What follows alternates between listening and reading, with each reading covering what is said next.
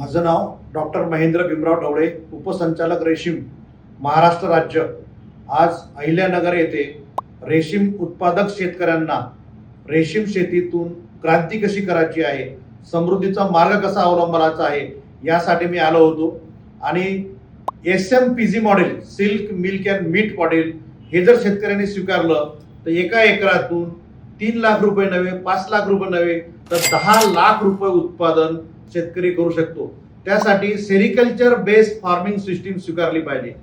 मग ही सिस्टीम स्वीकारताना रेशीम उद्योगातून पैसे कमवायचे आहे। त्यानंतर सिल्क मिल्क मीट पद्धतीमध्ये गाई, तुमच्या 2 गाई असल्या पाहिजे, 10 बकऱ्या असल्या पाहिजे, 200 कोंबड्या असल्या पाहिजे, तरच तुम्हाला 12 माही उत्पन्न, दररोजचं उत्पन्न तुम्हाला भेटत राहील।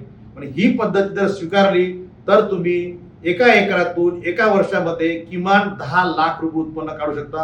हा संदेश मला या ठिकाणाहून द्यायचा आहे। रेशीम उद्योगातून तुम्हाला जर पाहिलं तर 22 दिवसामध्ये उत्पन्न होते।